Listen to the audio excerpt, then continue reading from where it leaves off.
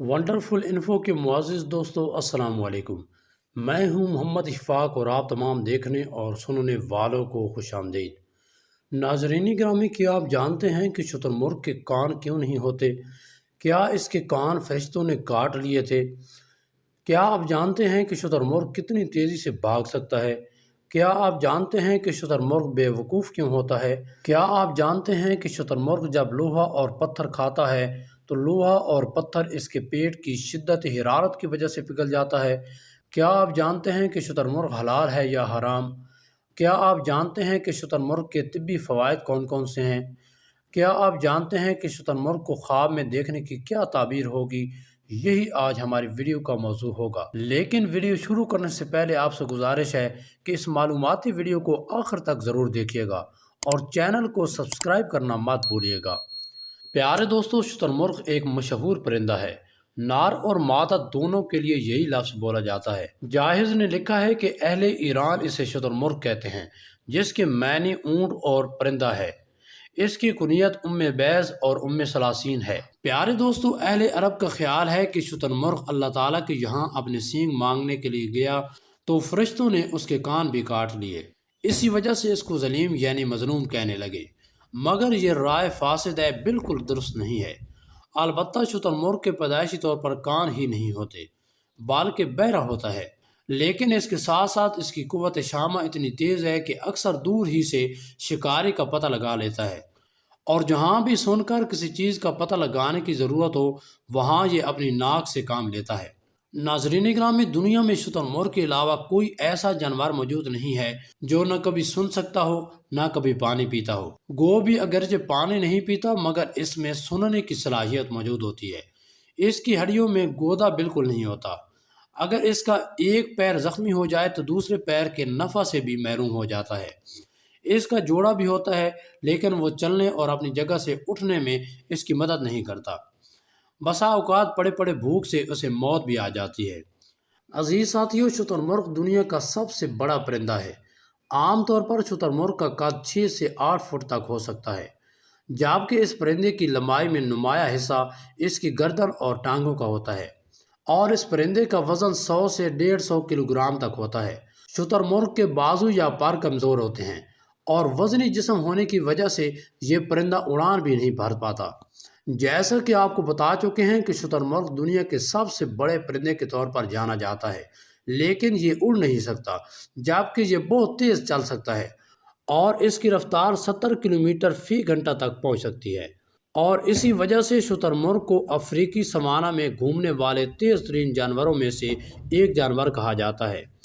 اگرچہ شتر مرغ اڑان نہیں بھر سکتا لیکن پھر بھی اس کے پروں کو تیز رفتار سے اپنے آپ کو متوازن رکھنے میں مدد ملتی ہے، کیونکہ ایسا نہ ہو تو یہ صرف سیدھی لائن میں تیز دوڑ سکتا ہے۔ شتر مرغ کی مضبوط اور لمبی لمبی ٹانگیں تمام دوسرے اڑان بھرنے والے پرندوں میں سے کافی لمبی ہوتی ہیں، یعنی اس پرندے کی ٹانگوں کی لمبائی 5 میٹر سے زیادہ لمبی ہوتی ہے۔ شتر مرغوں کی تیز رفتار انہیں شیر اور چیتوں سمیت دوسرے شکاریوں سے بچانے میں ایک اہم کردار ادا کرتی ہے۔ ناظرین گرامی، شتر مرغ اگرچہ انڈے دیتا ہے اور اس کے بازو اور پر بھی ہوتے ہیں، لیکن ماہرین نفسیات نے بتایا ہے کہ اس کی فطرت جانوروں جیسی ہے، پرندوں جیسی نہیں ہے۔ جس طرح انہوں نے چمگادڑ کو پرندوں میں شمار کیا ہے، حالانکہ وہ گابن ہو کر بچے بھی دیتی ہے، اڑنے کے باوجود اس کے پر نہیں ہیں، اس کے کان بھی باہر کی طرف کو نکلے ہوئے ہوتے ہیں اور اس کے پار بھی نہیں ہوتے، لیکن چونکہ یہ اڑتی ہے لہٰذا اس کو پرندوں میں شمار کیا جاتا ہے۔ پیارے دوستو، تفسیر کی کتابوں میں جلالین وغیرہ میں ہے کہ حضرت عیسیٰ علیہ السلام نے جو پرندہ بنایا تھا وہ چمگادڑ تھا، کیونکہ پرندوں میں سے سب سے کامل اور مکمل ہے۔ ہاتھ پیر کے ساتھ اس کے پستان بھی ہوتے ہیں جو کسی پرندہ میں نہیں ہے، یہاں بھی اس کو پرندہ کہا گیا ہے۔ اور جس طرح مرغی اڑتی نہیں ہے مگر پرندوں میں داخل ہے۔ عزیز ساتھیوں، بعض لوگوں کا خیال ہے کہ شتر مرغ اور اونٹ دونوں کی مخلوط نسل ہے۔ ناظرین گرامی، اس کا ایک عجوبہ یہ بھی ہے کہ جب یہ انڈے دیتی ہے تو وہ انڈے اتنے باریک اور لمبے ہوتے ہیں کہ اگر اس انڈے پر آپ کوئی دھاگا پھیلا دیں تو دونوں ایک دوسرے سے مل جائیں گے اور آپ کو ایک دوسرے سے الگ نظر نہیں آ سکتا، کیونکہ انڈا دھاگے کی طرح لمبا اور باریک ہوتا ہے۔ پھر چونکہ اس کا بدن ایک ساتھ کئی انڈوں کو نہیں ڈھک سکتا لہٰذا یہ ہر انڈے کو باری باری سیتی ہے۔ نار اور مادہ دونوں باری باری یہ کام سر انجام دیتے ہیں، مگر نر شتر مرغ جب انڈوں کو چھوڑ کر کسی طرف کھانے کی تلاش میں نکلتا ہے تو اپنے انڈوں کو بھول جاتا ہے، اور کسی دوسرے شتر مرغ کا انڈا مل جائے تو اسی کو سینے لگتا ہے، سوچتا ہے کہ کہیں اس کو چھوڑ کر چلا جائے تو کوئی اس کا شکار نہ کر لے اور وہ اس انڈے سے بھی ہاتھ دھو بیٹھے۔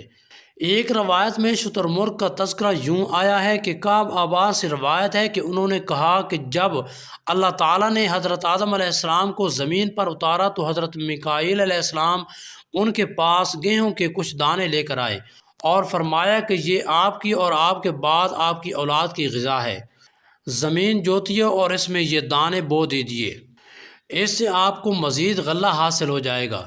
چنانچہ حضرت آدم علیہ السلام کے زمانہ تک گیہوں کا دانہ شتر مرغ کے انڈے کے برابر رہا، پھر لوگوں کے کفر اور خدا کا انکار کرنے کی نحوست سے گاٹ کر مرغی کے انڈا کے برابر ہو گیا، اور اس کے بعد کبوتر کے انڈے کے برابر، پھر بندق درخت کے پھال کے برابر ہو گیا، اور عزیز مصر کے زمانے میں چنے کے بقدر تھا۔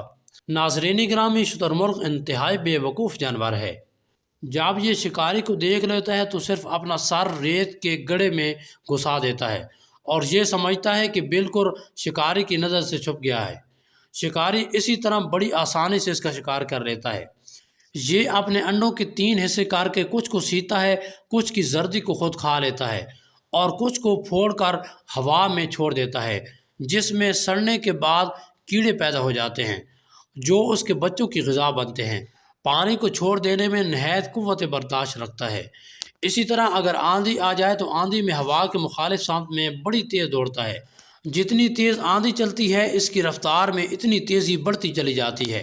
ناظرین گرامی، شتر مرغ ایک سبزی خور پرندہ ہے جو بنیادی طور پر پودے کھاتے ہیں، لیکن بعض اوقات وہ کیڑوں، چوہا اور سانپ کو بھی کھا لیتے ہیں۔ شتر مرغ سخت ترین چیزیں مثلاً ہڈی، کنکر، پتھر اور لوہا وغیرہ بھی نگل لیتا ہے، جو اس کے معدے میں جا کر گل کر پانی ہو جاتا ہے، یہاں تک کہ لوہا بھی پگھل جاتا ہے۔ جاہز نے لکھا ہے کہ اگر کوئی یہ سمجھتا ہے کہ شتر مرغ کے پیٹ میں پتھر اور لوہا وغیرہ اس کی پیٹ کی شدت حرارت سے پگھل جاتا ہے، یہ اس کی بھول ہے اور غلط فہمی ہے، کیونکہ اگر محض حرارت سے پتھر پگھل جاتا ہے تو پھر ہانڈی میں پتھر رکھ کر پکانے سے گل جانا چاہیے، حالانکہ مہینوں بھی اسے پکایا جائے تو وہ پتھر ہانڈی میں نہیں گل سکتا۔ اس سے معلوم ہوا کہ حرارت کے ساتھ کوئی دوسری طبی چیز بھی اس میں موجود ہے جو پتھر وغیرہ کو اس کے معدے میں گلا دیتی ہے۔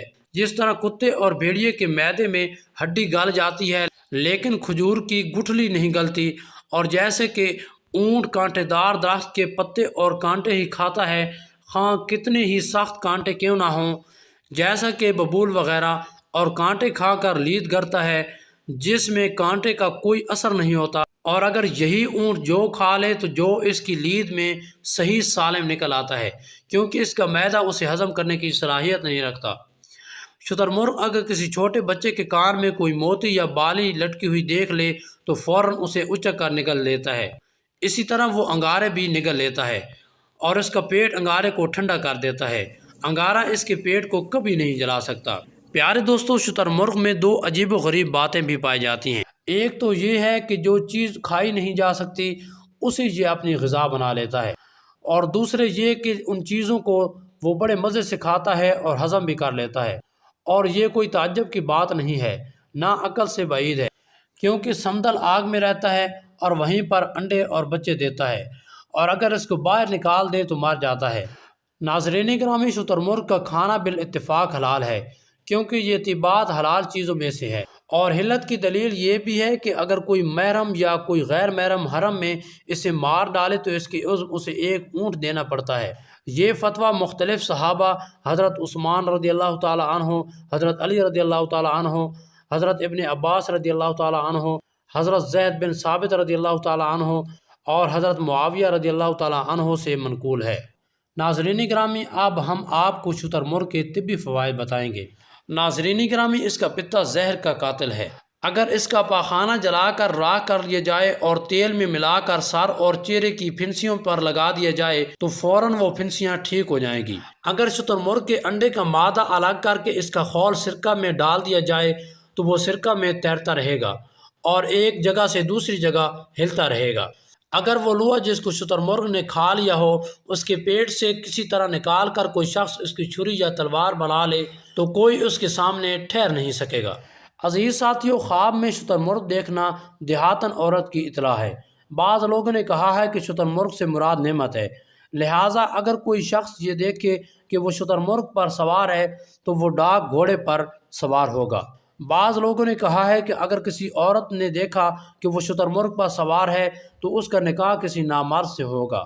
شتر مرغ بہرے شخص کی بھی علامت بن سکتا ہے کیونکہ یہ خود بہرا ہوتا ہے۔ بعض لوگوں نے کہا ہے کہ شتر مرغ کسی کی موت کی خبر بھی بن سکتا ہے، اس طرح خود دیکھنے والے کی موت اور دوسرے کی موت کی اطلاع بھی ہو سکتی ہے۔ جی تو پیارے دوستو، یہ تھی آج کی ہماری ویڈیو، اور ہمیشہ کی طرح ہم آج بھی امید کرتے ہیں کہ آج کی ہماری ویڈیو نہ صرف آپ کو پسند آئی ہوگی بلکہ آپ کے علم میں بے پناہ اضافے کا باعث بھی بنی ہوگی۔